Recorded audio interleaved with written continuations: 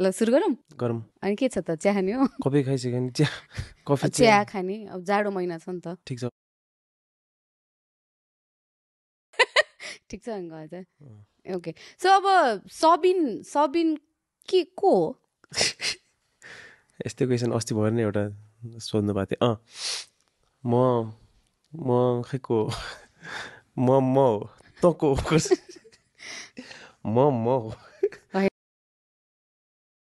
गर्न सक्छस् अब गर्न सक्दैन भने अब होला अरे म स्विमिङ गर्न सक्दिनँ त्यो हेरेर सक्छु भनेर हापालेर भएन होइन अब हेरी हुन्छ नि त त्यो पनि कुराहरू सबै कुराको अब स्विमिङ गर्न सक्दैन त यहाँ के अरे पहाडबाट हाम फाल्न सक्दैन ए हेर तेरो दाइले अब कसरी प्रो हाम फाल्ने हातमा उड्यो क्या मैले सकेँ नि प्रो होइन सक्न त सकेँ नि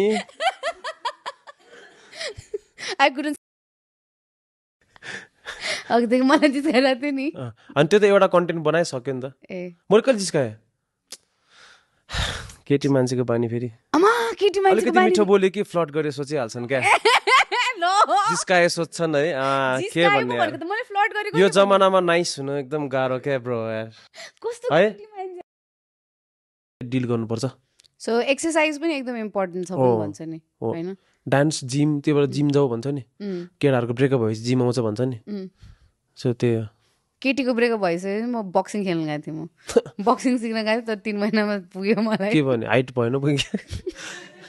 उफ्री हान्नु पर्ने क्या पन्चिङ ब्यागमा कसले भने सुजितालाई पन्चिङ ब्याग तल नै थियो माथिसम्म हुँदैन पन्चिङ ब्याग भन्ने थाहा छ हाइट अनुसार एडजस्ट गर्न मिल्छ मलाई थाहा छैन त्यस कुरा अनि यहाँ त्यो मोमेन्ट्सहरू पनि या त डिएमहरू पनि त्यस्तो खालके के कोही केटाले तपाईँलाई अप्रोच गर्नु भएको छ मलाई छ तपाईँलाई मलाई त केटीले पनि गरेको छ अनि केटाहरूले चाहिँ केटीले त गर्ला केटाहरूले चाहिँ छैन सो त्यो कुरा सिक्यो त्यस्तै कुराहरू मैले भनिसकेँ जस्तो लाग्छ मलाई 3-4 जना केटीहरूसँग रिलेसनसिपमा छ भने चाहिँ एकअर्कासँग भेटाउनु हुँदैन भन्ने पनि सिक्यो त्यो त्यस्तो लाग्छ म त्यस्तो छु कस्तो भन्नु खोजे मलाई हुन त अब आफ मान्छेले आफूलाई जे देख्छ अरूलाई पनि त्यही देख्ने हो अब के भन्नु र खै सोधेको होइन सोधे होइन जोक गरे होइन यो मलाई पर्सनल भन्नु त मेरो कुरा रहेको छ मेरो अघिको पर्सनल कुरा के अरे रिलेसनसिपको कुरा गरे मेरो जे कुरामा पनि कुरा गर्छु भने नि त कुरा गर्छु ल के थियो रे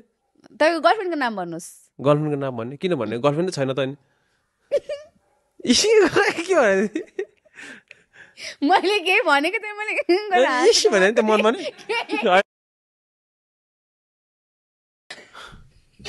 हो युट्युब पत्रकारहरू यस्तै नै हुन्छन् आफूले चिन्नु राम्रो हो त्यो इन्ट्रोस्पेक्सन भन्छ नि त्यो म त यहाँ त रोस्टै खान लागिरहेको थियो आज त कस्तो म आएको हो तपाईँ यही हुनुहुन्थ्यो म आएको उता भित्र कोठाबाट यहाँ भने कि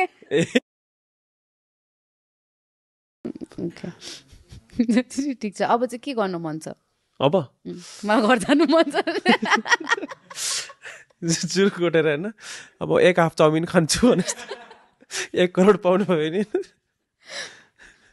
तपाईँको सपना के भन्दा म त्यो खोलामा गएर उल्टी हान्ने भने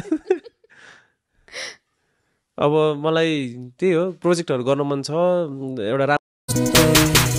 बाटो बिराए नि फेरि खोज्नु है मुटु टुटे पनि फेरि